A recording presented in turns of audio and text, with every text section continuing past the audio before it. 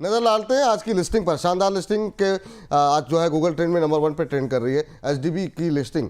किस तरीके से लिस्टिंग हुई है पहले आपको ये बताते हैं। तो आज की ये लिस्टिंग जो है करीब 13% प्रीमियम पर एचडीबी फाइनेंशियल का जो आईपीओ था, जिसको लेकर बड़ी चर्चा थी, एनबीएफसी का सबसे बड़ा आईपीओ, वो जो है 13% के प्रीमियम पर 2025 का ये सबसे बड़ा आईपीओ 13% के प्रीमियम पर लिस्ट हुआ है। अब बड़ा सवाल ये कि यहाँ पर 835 रुपये पर शेयर के हिसाब से आज की ये लिस्टिंग निकल करके आई है एचडीबी फाइनेंशियल की। एनएससी पर भी करीब 835 के हिसाब से ही, तो एनएससी बीएससी दोनों ही प्लेटफॉर्म पर ये करीब 835 के आसपास लिस्ट होता हुआ दिखाई दिया है। कंपनी का आईपीओ 25 जून को खुला था आपको बता दें, और 27 जून को बंद हुआ था। आज लिस्टिंग हुई है। अब दो महत्वपूर्ण सवाल है जिसके उत्तर आज के कार्यक्रम में हम तलाशेंगे। 12,500 करोड़ की रकम जो है जुटाई गई है। 740 रुपये पर शेयर का इशू प्राइस था और 850 के ऊपर जो है ये आज लिस्ट हुआ है। दो महत्वपूर्ण सवाल, एक तो ये कि जिनके पास जिनको आईपीओ में ये शेयर मिले, क्या उनको अपना भाव मिल रहा है 13% का, उनको निकल जाना चाहिए। दूसरा, जो लोग फ्रेश बाई कर रहे हैं, करना चाह रहे हैं, उनके लिए कोई अपॉर्चुनिटी है क्या। हालांकि ज़्यादातर जो हमारे दोनों विश्लेषक हैं तकनीकी रूप से बाज़ार को देखते हैं, तो लेकिन उसके बावजूद मैं चाहूँगा कि अगर इन लोगों की नज़रें रही हैं तो इनकी टिप्पणी जानना। पहले प्रदीप जी आप बताइए ज़रा आज की इस लिस्टिंग, क्योंकि सबसे चर्चित आईपीओ रहा है, आज ट्रेंड में है, इस पर अभी क्या राय रहेगी। क्या प्रॉफिट लेके निकल जाए या लॉन्ग टर्म के लिए वेट करना चाहिए। देखिए, मुझे लगता है कि एक बार वेट करना बहुत ही सही हो सकता है, क्योंकि अगर सेलिंग प्रेशर आना होता तो अब तक आ चुका होता। सेलिंग प्रेशर नहीं आ रहा है, प्रीमियम के साथ लिस्टिंग हुआ है, प्रोमिनेंट कंपनी है एचडीबी बैंक का। सो बेसिकली अभी 838 के आसपास चल रहा है। मुझे लगता है कि आज का और 2-4 घंटा देखना बहुत इंपॉर्टेंट होगा, और आज का क्लोजिंग कैसे हो रहा है वो भी बहुत इंपॉर्टेंट है। लेकिन फिलहाल अभी तक जो लग रहा है, मुझे नहीं लगता कि स्टॉक नीचे जाने के लिए रेडी हो रहा है, क्योंकि अगर नीचे जाना होता तो अभी तक तो एकदम स्विंग लो लगा के नीचे सेलिंग प्रेशर और भी हावी हो जाता है यहाँ पे। सो आज का क्लोजिंग सर मेरे लिए बहुत इंपॉर्टेंट है, तो एक बार आप बने रहिए। फ्रेश बाय भी मैं सलाह नहीं दूंगा, क्योंकि एक बार नो डाउट इसमें वैल्यू है। आप अगर नेक्स्ट 6 से 8 महीना 1 साल का व्यू देखेंगे तो नो डाउट वैल्यू है। द वही है सर, मैं एक बार वेट करूंगा। आज का क्लोजिंग के हिसाब से मैं एक बार डिसीजन कल मैं लूंगा, अभी नहीं, क्योंकि वो ऐसे बहुत सारे कंपनी हमने पहले भी देखा है कि लिस्टिंग डे के दिन तो ठीक रहता है, बाद में थोड़ा बहुत सेलिंग प्रेशर होता है। और मेरा आईपीओ हाई स्ट्रैटेजी जो मैं हमेशा से मानता हूं कि वो आईपीओ डे का हाई जो है उसके ऊपर सस्टेन करना बहुत इंपॉर्टेंट होता है। तो लेट्स सी, एक बार वेट करते 2 से 4 घंटा 5 घंटा, और एटलीस्ट आज का क्लोजिंग क्या होता है देखते, उसके बाद डिसीजन लेंगे, अभी नहीं। ठीक है, अभी अभी वेट कीजिए। सही, जिनके पास है होल्ड करके चल सकते हैं। पंकज सर आप टिप्पणी करना चाहेंगे क्या। जी सर, बिल्कुल। एक्चुअली मैं आईपीओ मार्केट में इतना ज्यादा देखता नहीं हूँ, लेकिन ये जो आईपीओ है इसने अपना बिल्कुल खींच खींच के रखा हुआ था। 12,500 करोड़ के आसपास का ये आईपीओ जब निकला हुआ था, तभी से इसकी चर्चाएं काफी तेज हुई थी। मुझे लगता है कि इसको जरूर होल्ड करना चाहिए यहाँ पे, और लंबे अवधि के लिए एचडीबी फिनेंशियल्स को रखना चाहिए अपने इसके अंदर, डीपी में होना चाहिए। अगर कोई 13% 14% की अगर लिस्टिंग अगर लगती है कि काफी स्ट्रांग है, तो ये बहुत जल्दबाजी हो जाएगी मेरे ख्याल से। इसका जो भाव है करीब करीब 1,050 1,100 रुपए तक इसको शॉर्टर टाइम फ्रेम में देखा जा सकता है। और लंबे अवधि के लिए इसको जरूर रखें। अगर 5 साल का टाइम होराइजन है आपका, तो दुगना या ढाई गुना दाम यहाँ पे देखने जरूर मिल सकता है। चलिए, अब यहाँ पर दूसरा सवाल आता है कि चलिए ठीक है, जिन लोगों को भाई, क्योंकि सब्सक्रिप्शन के आंकड़े काफ़ी अच्छे थे तो बहुत लोगों को नहीं मिला आईपीओ में, तो क्या ये ऐसा कैंडिडेट है कि करंट भाव पे 12-13% प्रीमियम पे इसको खरीदा जा सकता है क्या। दोनों लोगों की एक टिप्पणी, फिर हम जरा एनबीएफसी के कुछ एक शेयर फटाफट डिस्कस कर लेते हैं कि वहाँ इस आईपीओ के चलते कुछ पॉजिटिव मोमेंटम बनेगा क्या। तो प्रदीप जी आप कंटिन्यू कर रहे थे, आप डबल की बात कर रहे हैं। पंकज जी, तो पंकज जी क्या यहाँ पर करंट लेवल पे अभी आप बाय करने की सलाह देंगे या वेट करेंगे थोड़ा। सर, बाय तो कर सकते हैं, लेकिन जिन्होंने सिर्फ देखिए, हर एक अपने अपने ट्रेडर की खुद की एक तासीर होती है। अगर कोई सिर्फ लिस्टिंग गेन के लिए अगर पैसा लगाया है यहाँ पे, तो पार्शियल प्रॉफिट बुक कर सकते हैं। फ्रेश खरीदारी की सलाह उन लोगों के लिए रहेगी जो लंबे अवधि के निवेशक है। तो डेफिनेटली इसको 830 835 की रेंज में इसमें बाय करने की सलाह रहेगी। और लंबे अवधि को इसको होल्ड किया जा सकता है, 1 साल 2 साल का एटलीस्ट मिनिमम होराइजन रखना चाहिए।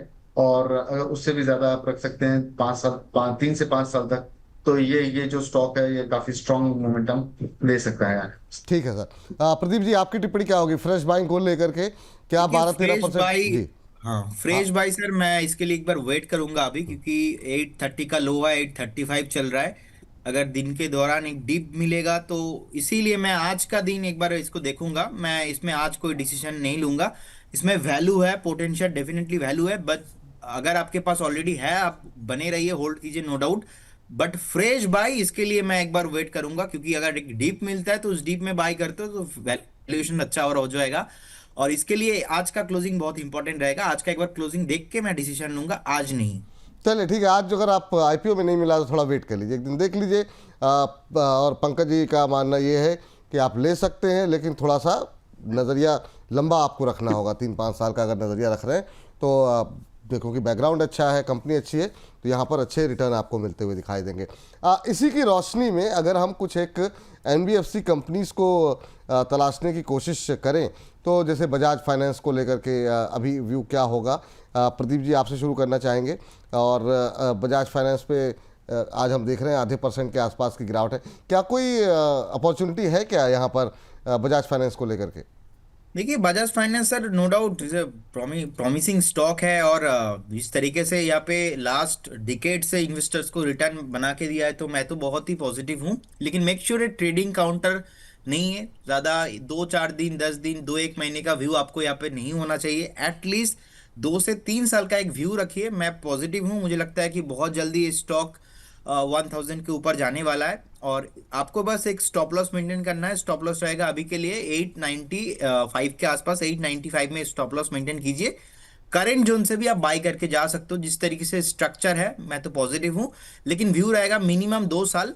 मुझे लगता है कि 2 साल अगर आप यहाँ पे व्यू रखते हो तो यहाँ से 30 से लेके 35% अपसाइड पॉसिबल है। और बजाज फाइनेंस बहुत बढ़िया रिटर्न दिया है लास्ट 10 साल, 5 सालों में तो। लेकिन यहाँ पे 2-4 महीने के व्यू नहीं होना चाहिए एटलीस्ट। 2-4 महीने तभी का जाके व्यू। आप बड़ा पैसा बना पाओगे। ठीक। श्री राम फाइनेंस 1.5% नीचे इस समय, 685 के आसपास। तो श्री राम फाइनेंस सर जरा बताइए सर, जरा 1.5% के जी, आसपास की गिरावट। Shriram finance lower time frame पे अगर हम लोग देख रहे हैं तो 200 डीमा के नीचे अभी फिलहाल ट्रेड कर रहा है, बट ओवरऑल अगर हम लोग स्ट्रक्चर देखते हैं तो काफी पॉजिटिव लग रहा है। निचली लेवल से ये स्टॉक जब घूमा तो अच्छा खासा एक रिट्रेसमेंट का वैल्यू यहाँ पे देखने मिला था। ऊपरी सतह से 715 से लेके 685 तक की एक रेंज यहाँ पे देखने मिली है। मुझे लगता है कि ये रेंज यहाँ पे बाय करने की सलाह रहेगी 685 के आसपास। और स्टॉप लॉस जो है इसका 670 रखे हैं। टारगेट जो है अगेन 715 730। ठीक। ये बात श्री राम फाइनेंस को लेकर के निकल करके आ रही है। इसके अलावा जरा कुछ एक और जो फाइनेंस कंपनियां हैं उसमें जरा नज़र डालते हैं। मुथूट फाइनेंस पे आपका व्यू क्या होगा सर?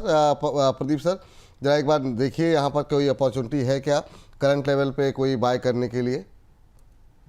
देखिए, मुथूट फाइनेंस भी मैं पॉजिटिव हूँ, क्योंकि रिसेंटली जो आरबीआई का रेट कट हुआ, और इसका जो है एक्चुअल में टाइम लगेगा थोड़ा, इसका जो है प्राइस एक्शंस में आने के लिए। और मुझे लगता है कि ये अभी जो 2628 के आसपास ट्रेडिंग हो रहा है, यहाँ पे बहुत जल्दी स्टॉक का टारगेट मुझे लगता है कि यहाँ पे 2750 होना चाहिए। 2750 रहेगा मेरा यहाँ पे पहला टारगेट। सेकंड टारगेट रहेगा 2840 के आसपास। और जिनके पास है बने रहिए। स्ट्रक्चर बहुत ही लंबा है, मैकडी भी पॉजिटिव है, आरएसआई भी बुलिश है, ऑलमोस्ट वीकली चार्ट में भी 67 के आसपास ट्रेड हो रहा है।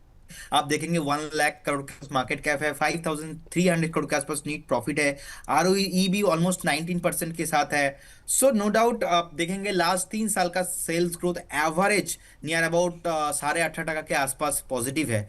So as per the my interpretation, यहाँ पे आपको डेफिनेटली होल्ड करना चाहिए। अच्छा कंपनी है, होल्ड करिए, बने रहिए। पंकज सर आप जरा मन्नापुरम फाइनेंस देखिए आज, वहाँ पे क्या कुछ स्ट्रेटजी होनी चाहिए मन्नापुरम फाइनेंस को लेकर के? क्या यहाँ पर अभी अगर हम एक 2-4-6 महीने का नज़रिया लें, तो क्या यहाँ पर कोई मोमेंटम पकड़ सकते हैं क्या? आज हम देख रहे हैं कि ये भी ऑलमोस्ट फ्लैट ट्रेड करता हुआ 1% की गिरावट ही है, इनफैक्ट 275-270 के आसपास ट्रेड करता हुआ। क्या टिप्पणी रहेगी सर?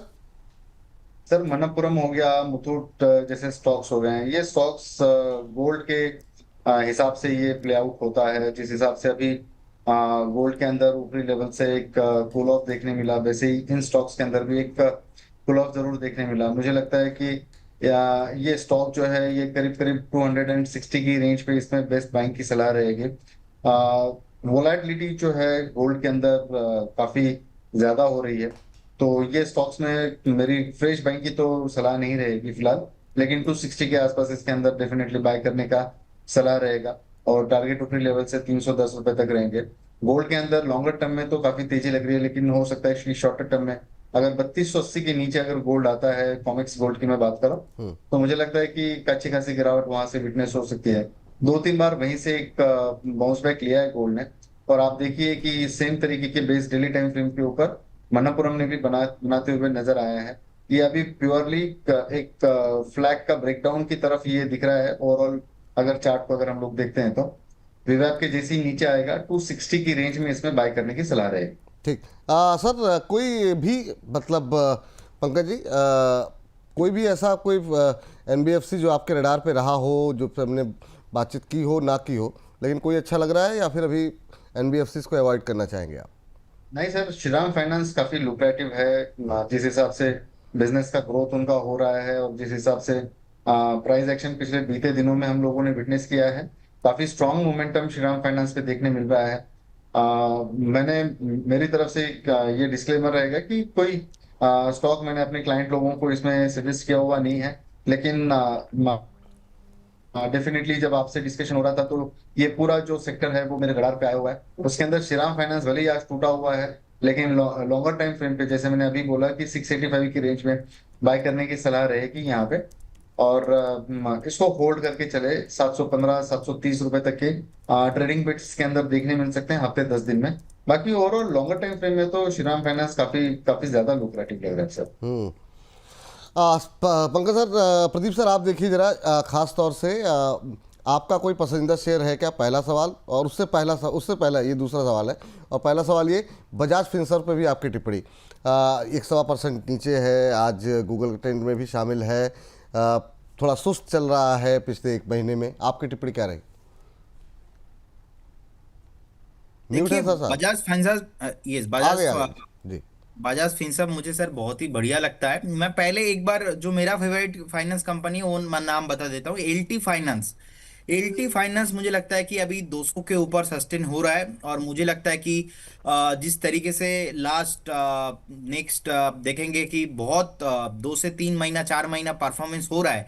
और लास्ट भी आप देखेंगे कि रेसिस्टेंस था, ऑलमोस्ट क्रॉस हो नहीं पा रहा था, ऑलमोस्ट 180 190 के आसपास मल्टीपल एक रेसिस्टेंस था, जो कि इस बार ब्रेक हो चुका है। तो मुझे लगता है नेक्स्ट 6 से 8 महीना बहुत पॉजिटिव होने वाला है एलटी फाइनेंस के लिए। इनफैक्ट 206 के आसपास अभी चल रहा है, आपको करेंट जोन से बाई करना है। और नेक्स्ट 7 से 8 महीना का मेरा एक व्यू रहेगा, यहाँ पे स्टॉप लॉस मेंटेन करना है 185। 185 रहेगा मेरा स्टॉप लॉस, और यहाँ पे टारगेट रहेगा 245 और 270। 245 और 270 दोनों टारगेट के लिए बाय करना है। 7 से 8 महीने का एक व्यू है, स्टॉप लॉस 185।